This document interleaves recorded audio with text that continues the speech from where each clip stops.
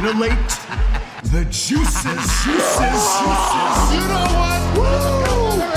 Right now. Woo! Woo!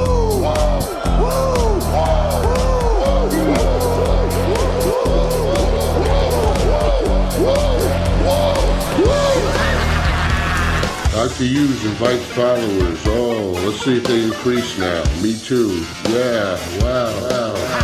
Dr. Hughes. Mock-ass mock. He's a great podcaster. Trick-ass mock. Acknowledge me. We coming for you, nigga. Fat! Yeah, Dr. Hughes, here we go. Keep plugging yourself, that's cool. You fucking mark! First up, a man whose looks will serve your inner needs and desires. Dr. Hughes. That's right. Back again, everybody. Dr. Huge here with Danny Damage. We're going to talk about a whole lot of stuff. We got Monday Night Raw Fallout. We got NXT tonight. All kinds of news you probably know shit about. So stick around.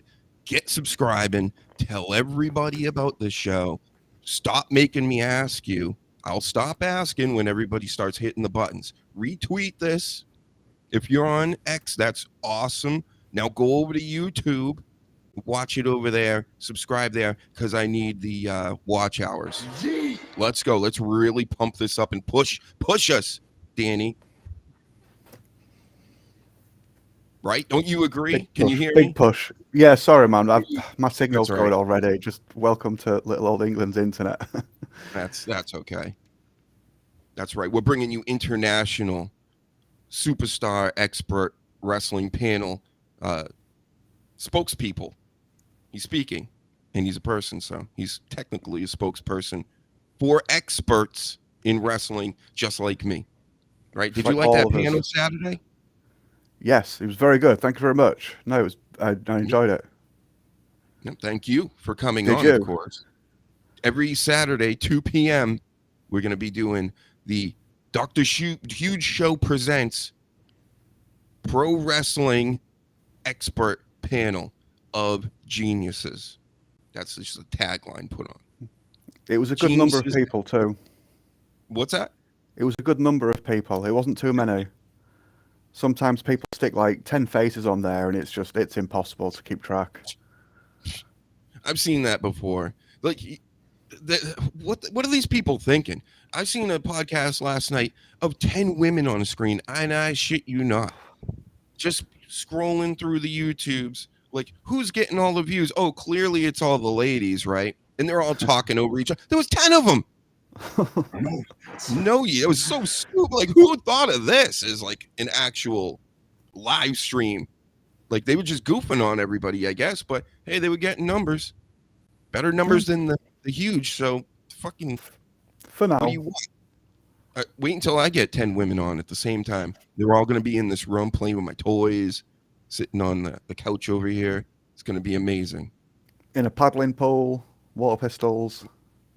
Yep, Usual. maybe we'll do some hot tub streams. I'll do some body painting. I think that's what Twitch likes, right? Oh, they love it. Yep. My first podcast on Twitch was too sexual.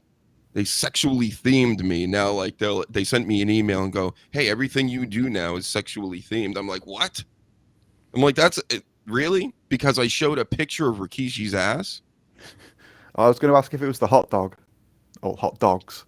No, I mean, come on. It's a hot dog. All that means. I put it in people's mouths that scream and do the cuck photos for their thumbnails. Hot dog them. They glizzy it. Not as bad as some of the stuff they have on Twitch, though. So it's backwards there. It really is. Yeah. They just hate me because I'm black, right?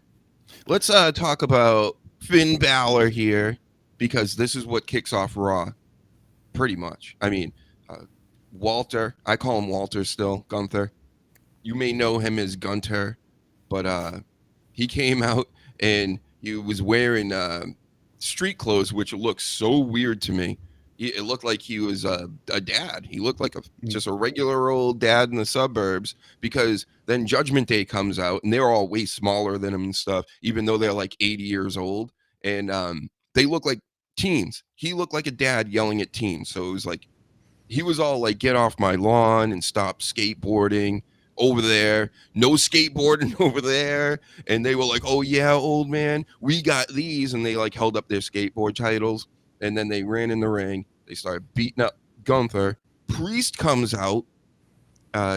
He's not in the skateboarding either. You can tell by the knees that like, not knees that go inside like this, not bow-legged knees, not the closed knees like this. He would never be on a skateboard. He would break all his limbs. So he ran in there and was like, no skateboarding here either. Starts beating up, what do they call themselves? The Judgment Day now, right? Yeah. And then he throws him out of the ring, and then Gunther attacks Priest, goes to powerbomb him through the table on the outside, then attacks Gunther. You see where this is all going, right? This went to a triple threat backstage. They're all fighting over skateboards. Did you see any of this? Yeah, I did. I watched it this morning.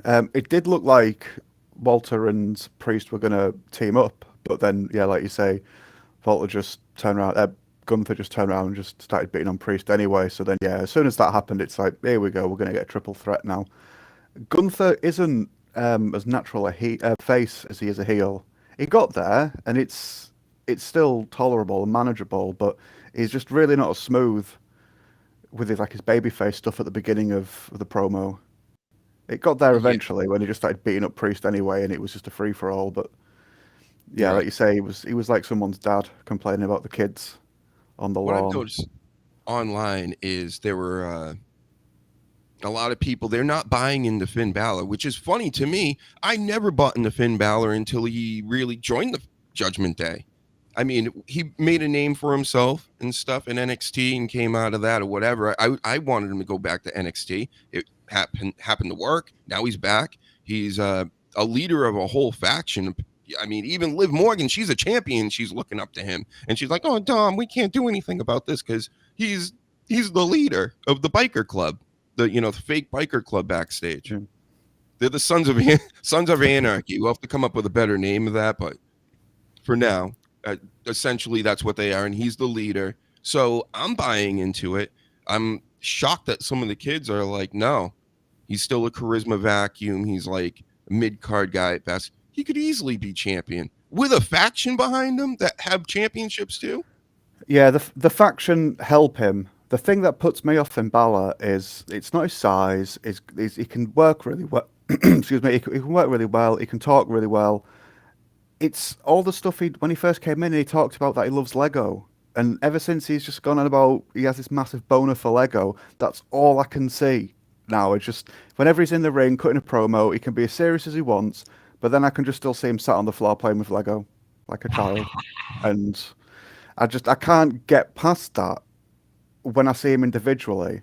When he's got a faction behind him, yeah, that's a lot easier because they can do all the work for him or they can just help him cheat, and that makes sense. But the thing for me for getting Finn Balor over as a tough guy is just it's his own. They've talked too much and they tell you too much about the backstage stuff now. And once you find something out, like he loves Lego, it's his favorite thing in the whole world. He has a room or whatever where it's all Lego.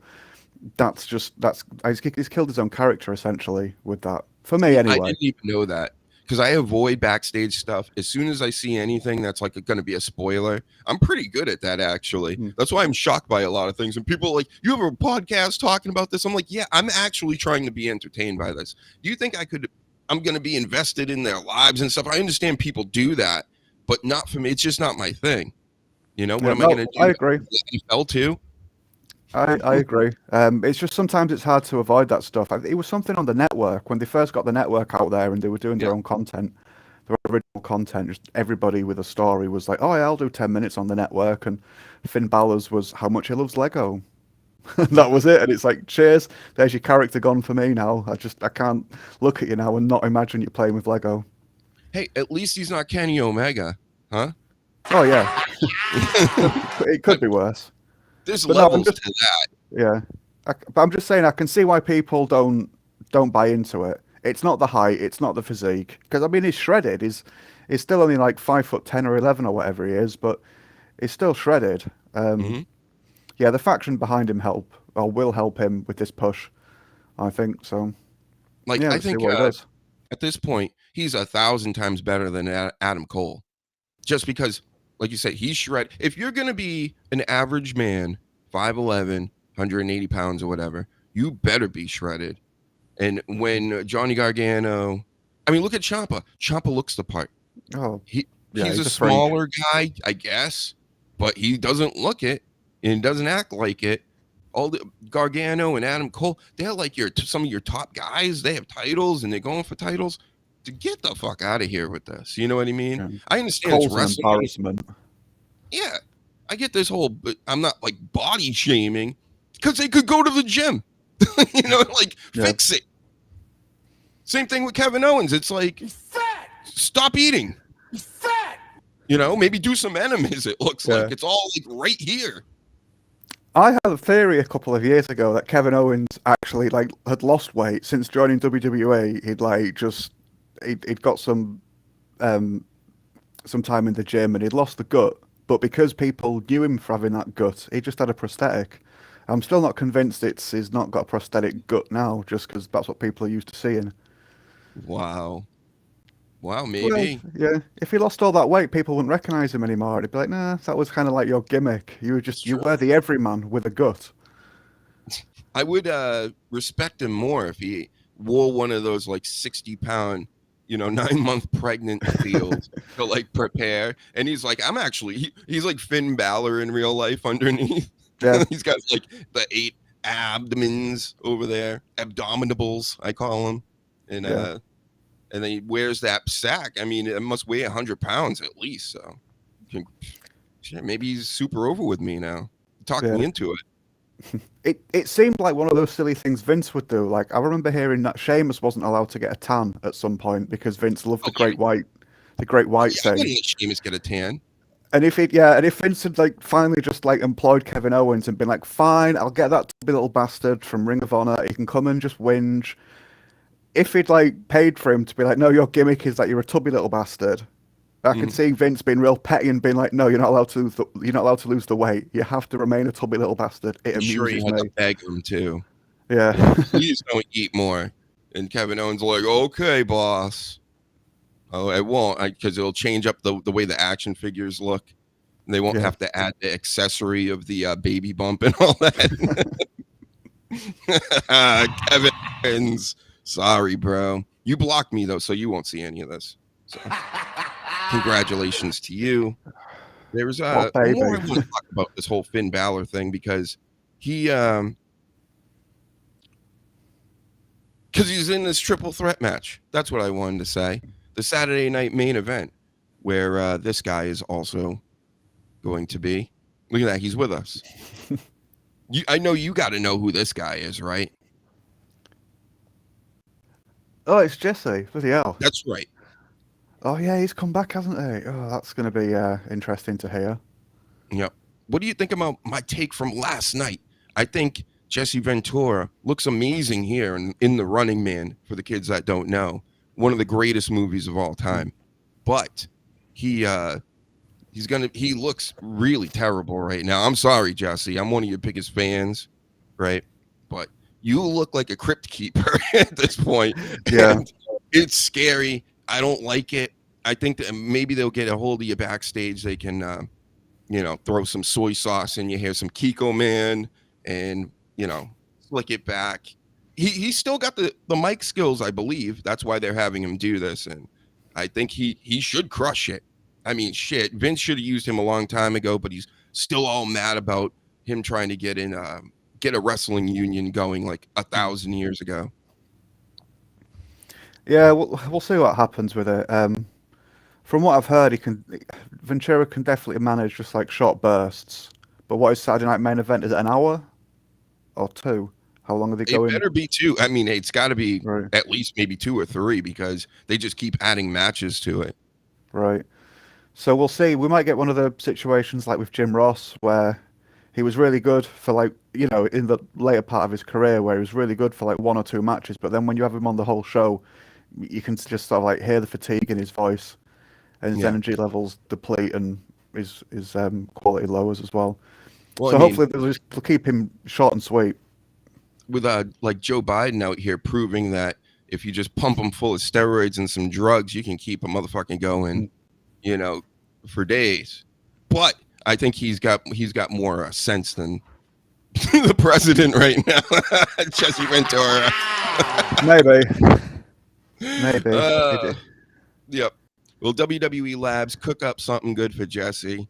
You know, shoot it into him just like before a football game, and he's gonna be He's gonna be like super sharp. He's gonna be talking about 9/11 and you know, everything you're not supposed to be talking about to like little kids or any type of audience ever, apparently. So I like to do that too. But Jesse Ventura, he's just gonna one day he's just gonna snap. He's only doing 4 appearances, I guess, this year, but he's you never know. He could just be like, they have underground cities and there's lizards that really control everything. You know, he could go there. You never know. Look at him. Yeah, I wouldn't put it past him. He's got nothing to lose, really. Well, I mean, he does, but he doesn't care. Yeah. I mean, he's old enough to not care. He's about to grum any day now, it looks like. You know, sorry, but geez. They should, like I said, they should have done this 1,000 years ago. Get him back into the business. He wanted to be back in, I'm sure, but they were just all stupid. They were scared of his 9/11s. So, all right. Anyway, do I have any more notes? Oh, Finn Balor, again, is also teaming up with JD from Judgment Day to put the tag team titles on the line. I think it's SmackDown. Yeah, it's SmackDown. It can't be in the same pay-per-view. That did happen in NXT recently with some wrestlers, but yep, I expect them to lose those titles if Finn Balor's going to win the title. So you think Finn's definitely winning? I don't think it's a definite, but putting Priest in the match with Gunther makes it more Gunther an out, yeah. It makes it more believable that something like that for him to win the title, because then Priest and Gunther will be feuding. They'll have the championship. And if anybody needs a championship, it's Finn Balor. Like I said earlier, we got people questioning if he's even a top guy. Then throw the belt on him. Gunther and Priest are top guys. We know this. They're like 7 feet tall. They're huge. So that wraps up just the first part. Wow, we really are wrestling experts. Look at us blowing through this. Then the Wyatt Six came out to take on the Final Testicle. And, you know, shenanigans were at play. The Miz is involved with this. And then Paul Ellering came to the rescue of the Final Testicle with some, like, I don't know, he shook off a bunch of powdered donuts or something into a bag and then threw it into Bo Dallas's face. And the referee just looked at it all and went, I don't know what's going on here, but I'm going to count the pin anyway. Yep. And it was funny because of course he loses, you know, he's like, I'm blind, powdered donuts. And after the match, the Wyatt Six were screaming for water. And you would think it's a work. I don't think they were working. I think he really got powdered donut sugar in his eyes. And he was wearing a mask. It looked like it was directly into his face. You don't know. And I'm thinking, could he have seen him coming, you know, to prepare for the, to get, you know, the donut sprayed in his face? And I don't think he was ready. I think he was probably in pain. Like, what the fuck? This stings. And they washed it all out of poor Bo Dallas's eyes. The scariest man in wrestling. The end. That's how you rate that. There's not much more to it, I guess. No, like we said on Saturday, it's the Wyatt Six. It's a nice little tribute to Bray, but it's missing one main element, and that's Bray. It is just a tribute act, and I'm glad Bo's got work, and I'm glad the other guys in the team have got work as well. But it's not. It doesn't hit what it's meant to hit, I don't think. Yeah, it's not hitting like you'd like, huh? No, and it's just I think after a while it's just going to end up feeling a little disrespectful and a little cheap. Yeah. I mean, I might be wrong, and people might still love it in like a year or so, but I mean, it's been going on a while now, and it's not setting the world on fire. Let's hope it doesn't get there. I don't think it will. I think that this is a tribute act, basically, and it's a reason to keep on people on the roster that they like, that they think can work and can do that. And I think that they can. It's like I said, it's almost like it's like having you know, an AC/DC tribute band going around. It's like having a Bray Wyatt tribute band going around. So they pay homage to everything, you know, the spooky stuff. They don't have that element really anywhere else other than the Final Testament here, and they're up against each other. Who knows if one gets more of a push than the other, or if they both stick around. I don't know. I don't mind it. I think wrestling, pro wrestling especially, it needs a, you know, spooky element, because, you know, earmuff wrestling doesn't need that. You mentioned the UFC, you got a guy coming out doing the whole Undertaker gimmick and stuff. It would be just a good idea. Maybe you use that at Dana White, but good luck trying to get those guys to suspend their disbelief when they're trying to actually kill each other in an octagon. So yeah, you're a fan of Cross. You're a fan of Karrion Kross as well, aren't you? You like him? Yeah. Yep. Yeah. The AOP just. Is it, what's his name? Razor, whichever. The bigger of the two. The one that's a legit fucking fighter as well. Gee, that guy, they should be really pushing him as a single or something. I don't know if you've seen any of the clips of him, like, legit fighting, but he's an animal. He's a big lad, and he knows what he's doing. Yep. I love Paul Ellering. Road Warriors kids. He was the manager for them. You have the hot chick in the band. Like, they got it all together. I think the Wyatt Six got it all together, and they could be used on two separate shows of, you know, I believe after this, and then the whole WrestleMania build up, whatever next draft, whenever that's going to be, then they'll both be on separate shows, you know, harassing all the mid-carders and under, which is, I think that's perfect spot. Every once in a while, maybe get in the main scene if they get hot. But hey, it's always a fluid situation over there like that. Yeah. And then it got Loomis and Gracie onto the main roster as well, didn't it? Joe Gacy? Yeah. I liked his little character he had before with his safe space and that. It's a shame it didn't go any further. Yep. He had the grizzled young veterans at the end, and The Rock's daughter was even in his group. So. Well, shit! Oh, I missed that bit. He just had the other guy. He had the baby Brock Lesnar ripoff. I can't remember the. Oh, that's right. Yeah. Yep. Early went to AEW. Yeah. Yeah. He went to AEW, did the same thing, and yeah.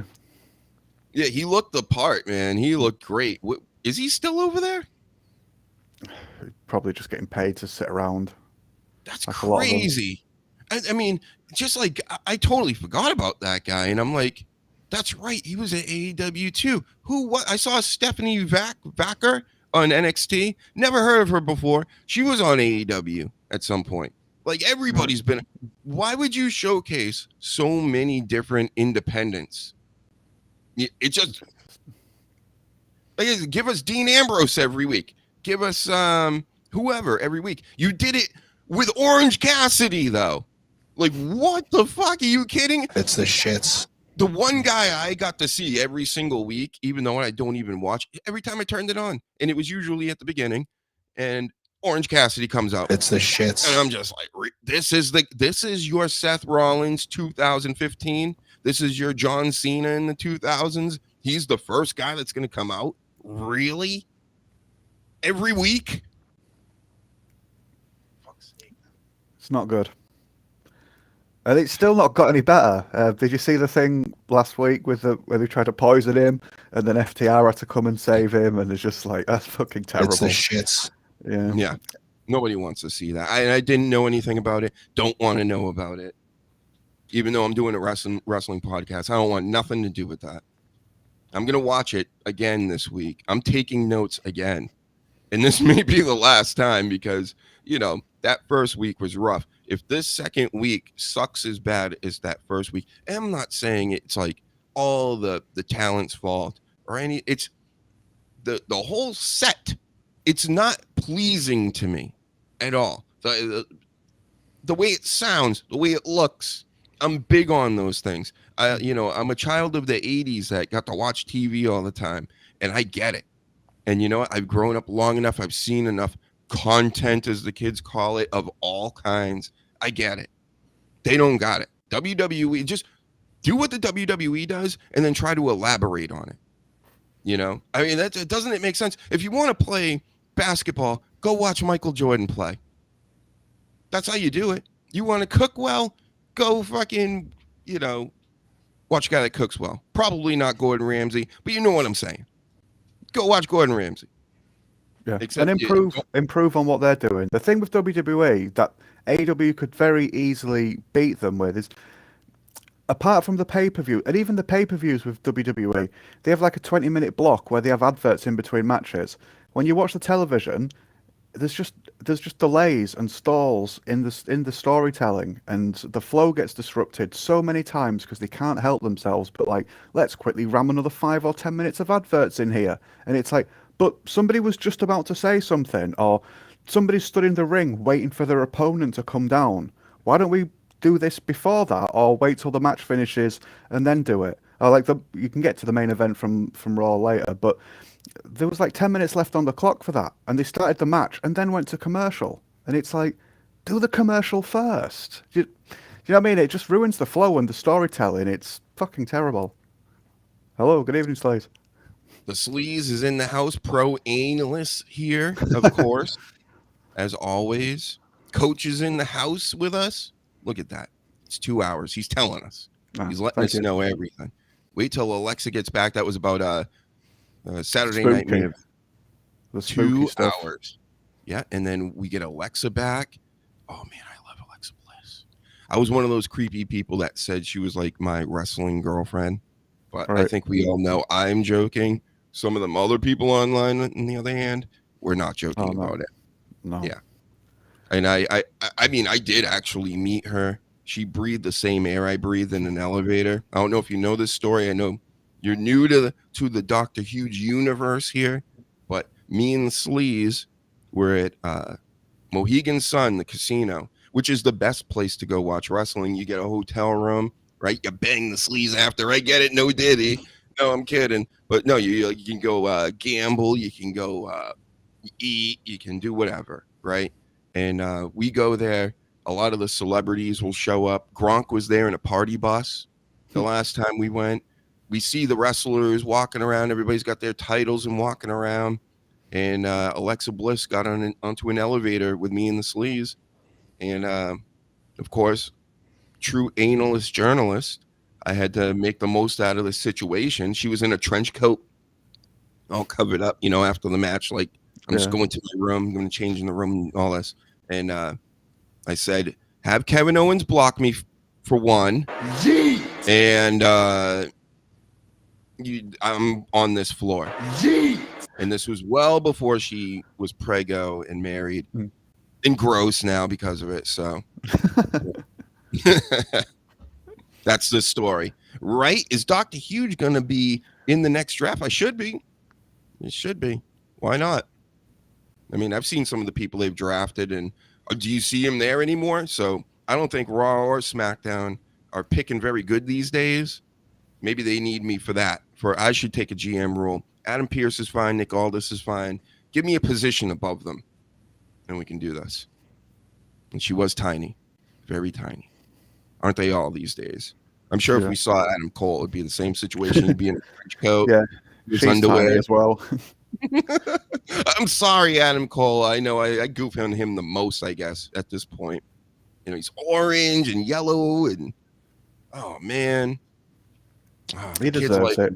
Sorry, I just like trolling the kids because they love the baby. They love. What do you want to talk about? What do we want to talk about? They love all of that. So, here's what's next on Raw. Punk came in for an interview. I was making a pizza at this time, so I kind of heard some of it. It was like, oh, it's okay. I expected him to say what he said.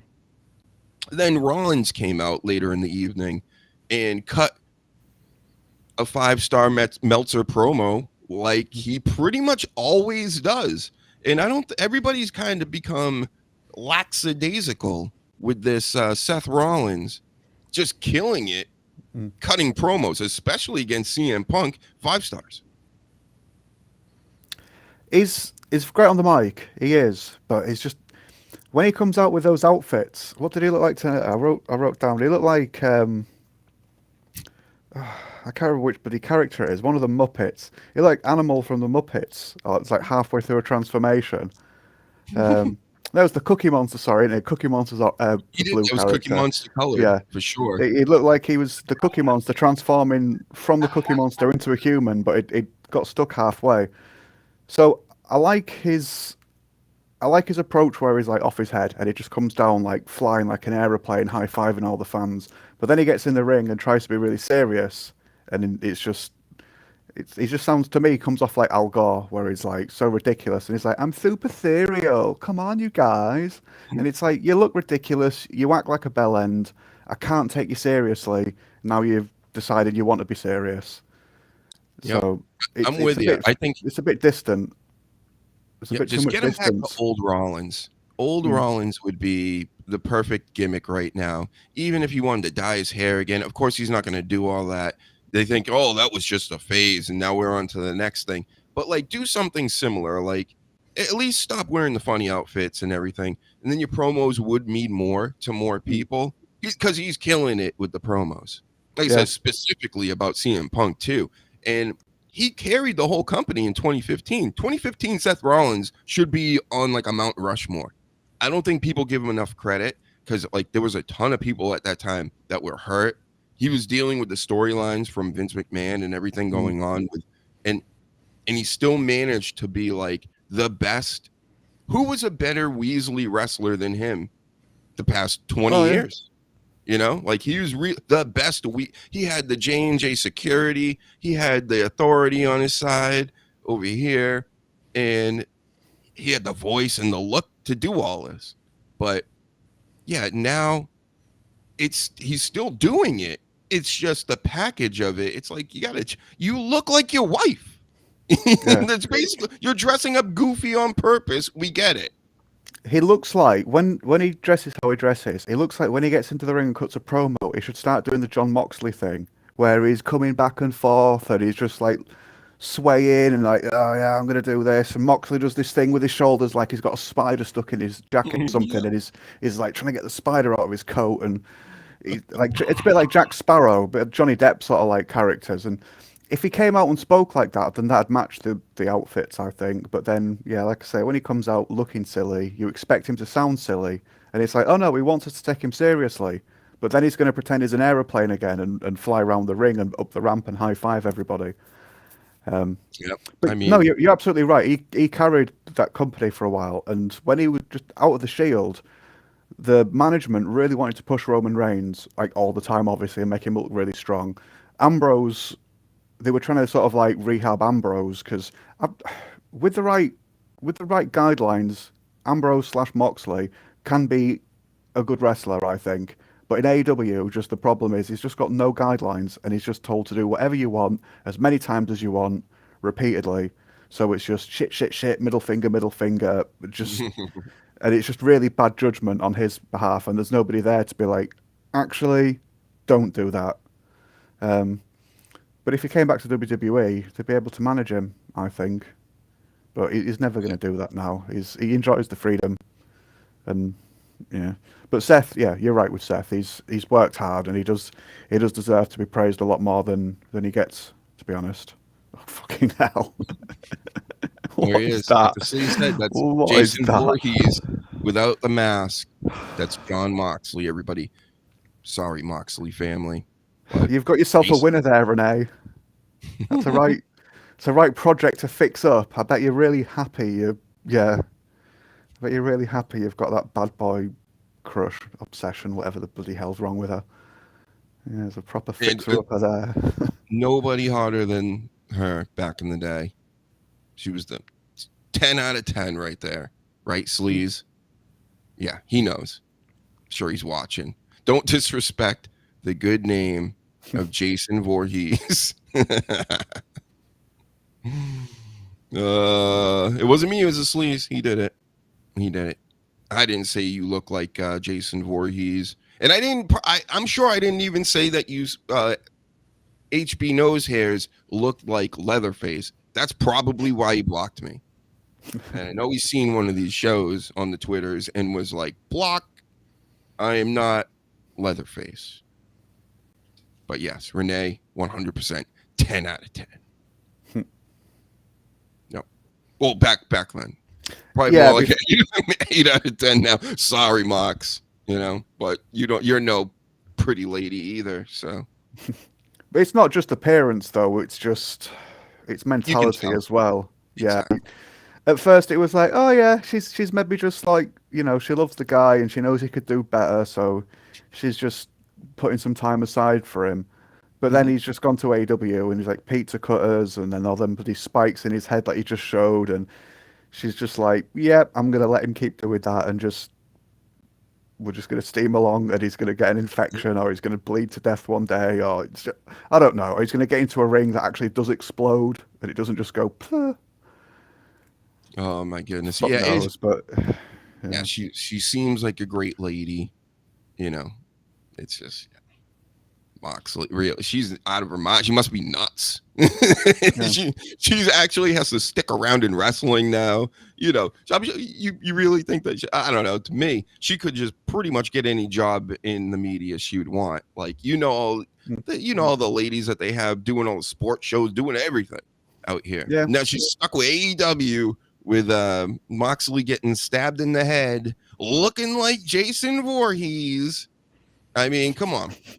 So it's not even like she went there to be like, "Come on now, John, just maybe have a bit of blood, but don't do what you were gonna do." She's just come for a front row seat, and it's just like, okay, if that's if you're just gonna just steam on with that, then enjoy.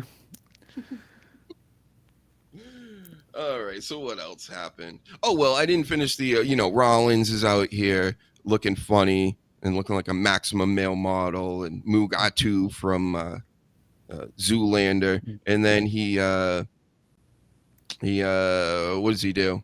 He doesn't do anything. And then Sami Zayn comes out. Yeah. And then Sami Zayn is all like, blah, blah, blah, because I barely listen to what he has to say. And, Seth Rollins basically sets his ass straight. Sami Zayn finally gets it.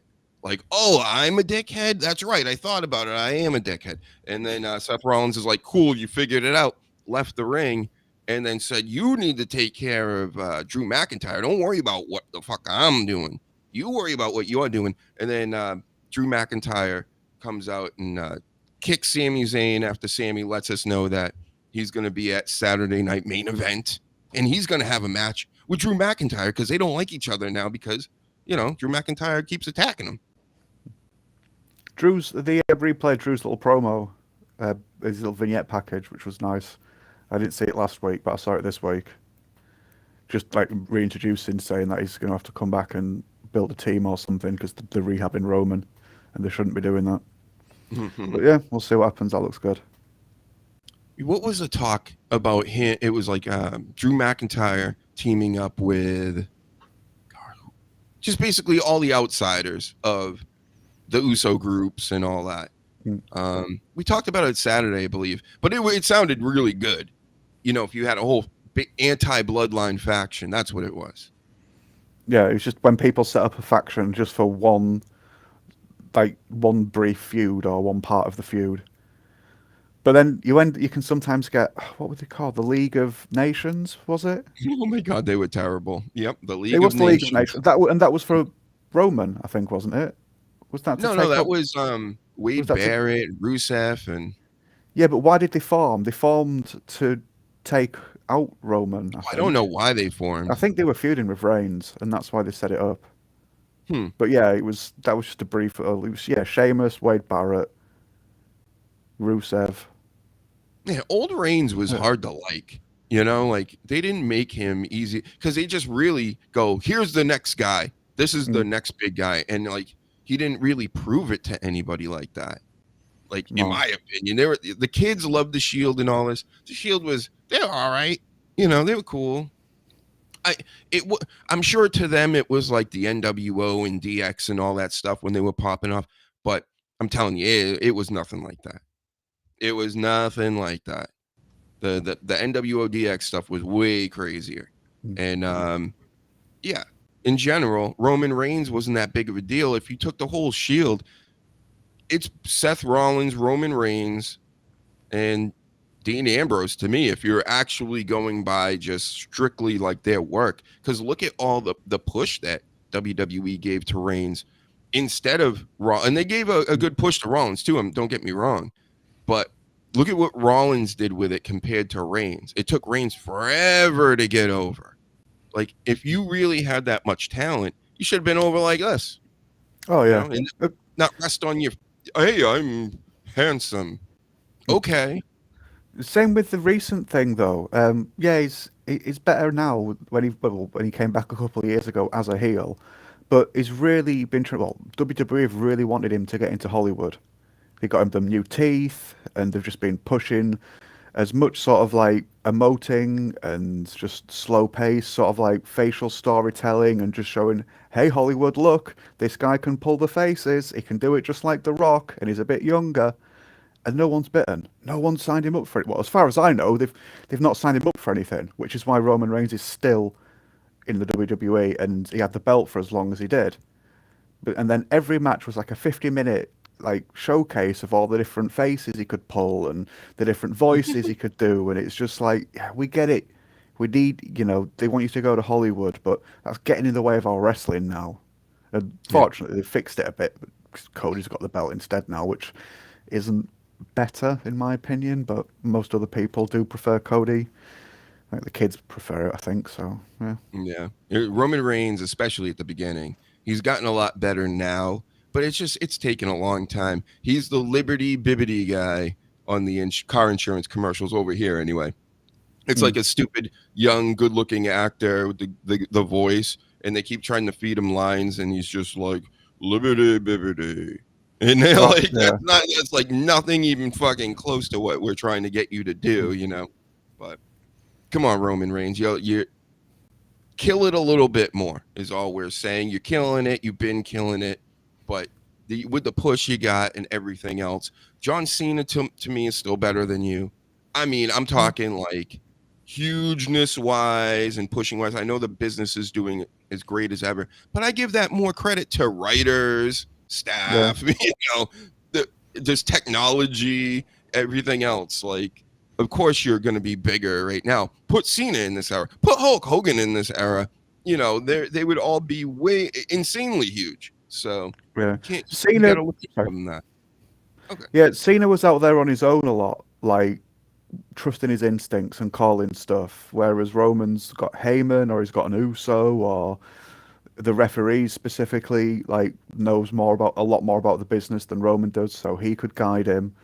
Whereas Cena, you could just put him in any situation, and he was a pro, and he just, as much as his moveset was boring and his matches got really repetitive, he could pull anything out of his ass really, and if there was a problem, he'd find a workaround for it. Whereas I don't think Roman's got that experience yet. Yeah, he's got star power, don't get me wrong, but there was a pretty low bar a few years ago for like stars on SmackDown and Raw. So when Roman Reigns came back, it was like, yeah, you can see how this guy stands above the rest very easily. Mm-hmm. Everybody needs to go watch the episode where he got super babyface heat when he announced he had leukemia and that he was dropping the title, because I was there that night. The Sleaze was there too, but I was there on camera, and I touched all the wrestlers. I did all the things the marks shouldn't do. I did that because I was finally at a show after a while, and that was also the night Seth Rollins was turned on by Dean Ambrose, and they were in that tag team championships. Yep, right there in the middle, right there, 1, 2, 3, right in the middle. You can all see me. Go watch that episode. I'm all in that shit. They love Dr. Huge WWE. I'm telling you. You'll see. Sexually. Anyway. Dakota. I don't even know why we're talking about this, but it happened. Dakota Kai took on Liv Morgan, and they had a match. And then Pure Fusion Collective, which is one of the worst names in the world. It's the shits. It sounds like a 10-year-old boy made it. Even What though is it's a what's the three Lesbos. what's the faction name? Pure Fusion Collective. Oh, yeah, that is rough. But when I saw all three of them, I was like, "Oh, that's a cool little faction, actually." You wouldn't want those three Yeah, lasses. it is a good group. The name stinks. You would not want them circling you. You'd be like, "Oh shit, I'm in trouble here." But yeah, no, that name sucks. That's awful. And they do the pointing and shooting. And then then the Motor City Machine Guns came out on SmackDown recently, and they're pointing and shooting. And then I watch AEW, and Jay White is pointing and shooting. Everybody's Kenny Omega pointing and shooting. Is this just everybody points and shoots now? Would they go pew pew pew? Dakota Kai comes out and does laser beams from her face. she just Goes she pew, like, pew, pew, twists her pew. arms around, doesn't she? And yeah. Yep, and she's shooting at the crowd. You're not supposed to do that, but okay. To be fair to Jay White, though, with the way Jay White's career's going now, I mean, he's doing this, isn't he? So he's not pointing at other people. He's just poor bastard. What was the joke? Oh, you don't want to be going to SmackDown and wrestling The Miz, and it's like, yeah, look what he's doing now, though. He really said that? I missed that. No, somebody passed judgment on him potentially going to WWE and was saying, you don't want to go to WWE, because if you do, you're just going to end up wrestling The Miz on SmackDown, and you're going to be like, why did I bother? I don't know who said that, whether it was just a random person on Twitter or if it was one of the news sites that had made that comment. But yeah, I see people referring to that now and just being like, you could have wrestled The Miz on SmackDown, but instead you're getting knocked out by lasses on AEW. Cool. Wow. That was worth leaving Japan. I'm telling you, these wrestling marks are some of the worst. They're as bad as the comic book people and all the rest of. They're up there though. They're like top 5 in fandom, just obnoxiousness, because what they think is correct is that's the way their reality is set. And then when you go outside of it, it's just like the biggest offense to them, and they're just crazy people. Basically, this is you realize this isn't real, right? Like we know this. I mean, people tell me that all the time. Like, oh, you talk, well, you know that's not real. Like, you think, you think everything you watch on TV is real, you dumbasses. When you're putting on Dancing with the Stars, you don't think that's fixed? Of course it is. But let's get through some more notes here. Oh, we got a bunch. We can save the news for another day because we only have about 12 more minutes here of the show. Look at this. But no, we're killing it right now. I love saving notes because then I don't have to write more in the future.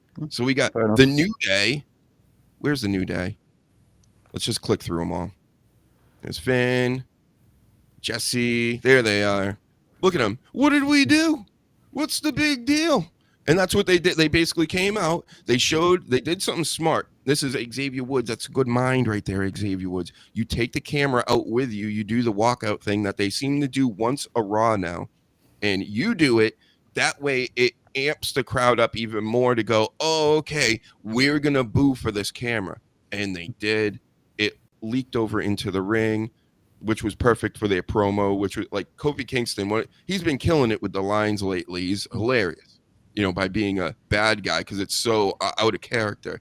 But he comes out, he's like, we didn't even put a sledgehammer to him. And the boo, it's great. I want Kofi to just go back to the Jamaican accent, just without even mentioning it. Just start talking in Jamaican accent again, and just act like you've always and have Xavier be like, "No, man, he's always sounded like this. What are you on about, you lying bastards?" That's a pretty good idea. It sounds like something I'd write. Yeah, they have done real well to just all that heat. I'm quite sure most of what we could hear was actually like the crowd in the live crowd booing him, and not just like piped through the audio. Right. Of course, it's piped through, but you know what? They're the biggest game in town. I'd pipe it through. shit. Some of these crowds get really dead in certain places. They'll be like, "We're in the middle of Idaho," and you're like, "Where's that?" And the whole top row isn't filled, and then they'll crank that speaker up over there, Triple H. There was still plenty of people in the audience, though, giving them crap for it, Yeah. and just visibly booing. So I think it worked well. And to say that they're one of the most over babyface teams for however many years now they've been a babyface. They've done real well to turn it around and just get so much heat. So good on them. I think are they setting up a Royal Rumble moment? Is that what they're doing? I would guess. I think for a lot of people, they'll be doing that this year. Like yourself, I try not to keep an eye on like injury updates and stuff, so I don't know who comes back when and who's going out when and that lot. So I don't know how injured Big E is, if he's actually out full time or if they're just letting you believe that, so it's a surprise. But yeah, I can see them two beating people up in the Rumble and then Big E turning up and chucking them out. Oh, he would get such a huge pop, Yeah. especially if they're getting this kind of reaction. Yeah. You know, the tag team here. But shit. I mean, yeah, more of this. They're swerving me constantly lately. Little ways and big ways. It's great. Keep it up, WWE. You're finally making sense. We had Vega, Nile, and Lyra in the tournament. Lyra won that. It was the IC Women's Tournament. Not really much to say about that. Ripley then took on... Oh, wait, these are my old notes. No, these are the new notes. And then Ripley took on Rodriguez, and, they wrestled. Liv came out first, which you were to expect. This was like a no-holds-barred match or, anything goes. And then Io came out to basically save Rhea Ripley. They end up at the end of the match holding the title as, to set the tone for the future, like they're going to be taking each other on. And cool. Good way to end the show. Yeah. This was the first 2 hour Raw that I've watched since they've come back to 2, and it did pass quite nicely. It didn't drag. It was good. So I'm happy they've gone back to 2 hours. I didn't think they were going to do at one point when Triple H took over, and they didn't mention it for a while. But it's nice. It's a good decision. Definitely. 2 hours is so much. The third hour was always like a chore. Yeah. Especially if you're writing about it and taking notes, because then it's just like a pay-per-view. 3 hours is just like, it's just a pay-per-view with more adverts. And when stuff starts to become a chore like that, you don't enjoy it and you don't even look forward to it anymore. And when you rely on wrestling to be like your escapism for the week, and then it's just like, oh, this is shit. It's you have to find something else to listen to or watch to fill the gaps.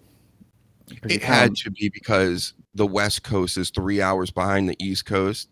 So they're starting at 5 and the show would end at 8, Right. which is kind of crazy when you think about it. I don't know. What does that feel like? I'm used to watching Monday Night Raw at 1 a.m. until 4 a.m. That's pretty early. Well, no, it's like 1 till 3. Early. But and I used to just love staying up to watch it, and it was like the whole experience of it. But then when you stay up and it's like, here's 3 minutes of wrestling, and now here's 5 minutes of adverts. Here's 2 minutes of wrestling.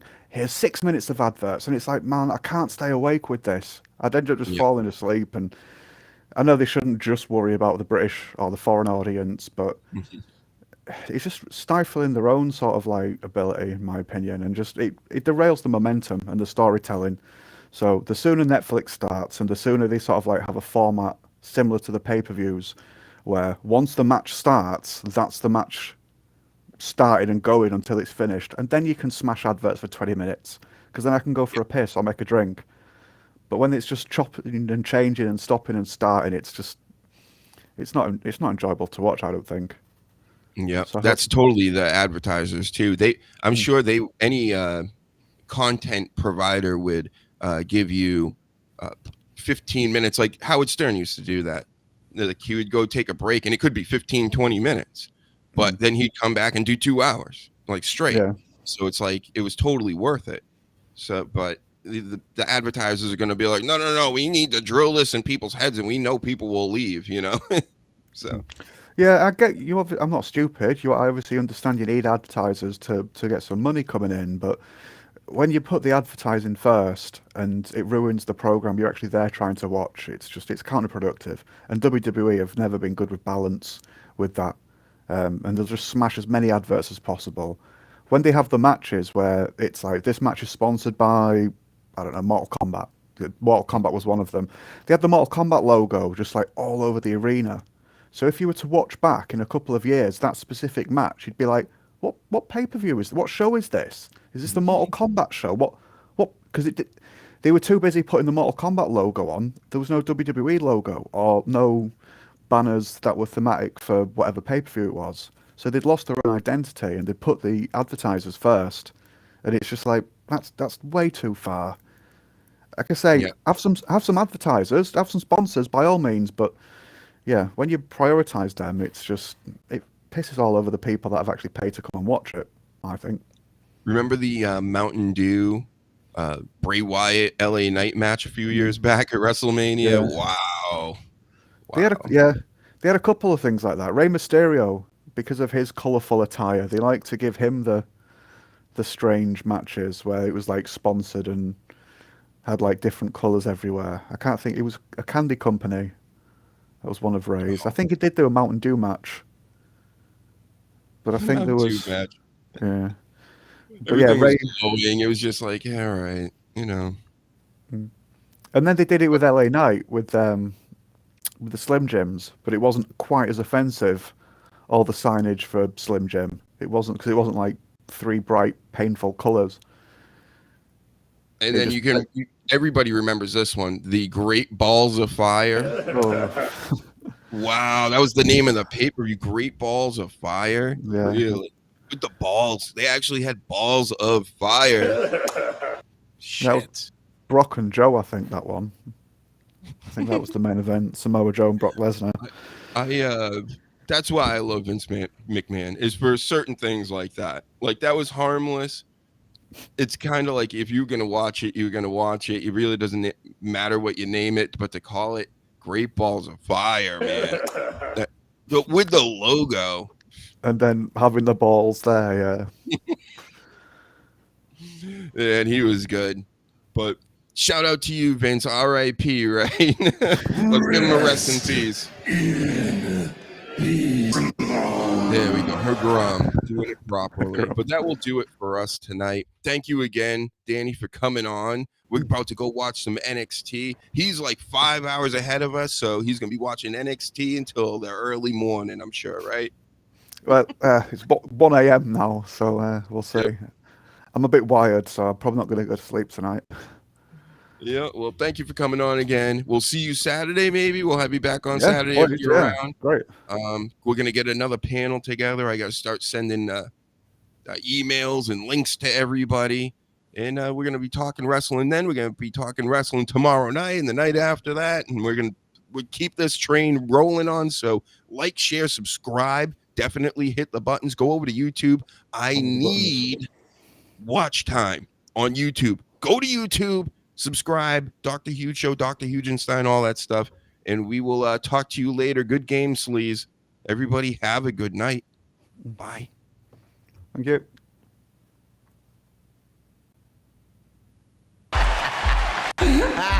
Titillate the juices. You know what? Woo! Right now. Woo! Woo! Woo!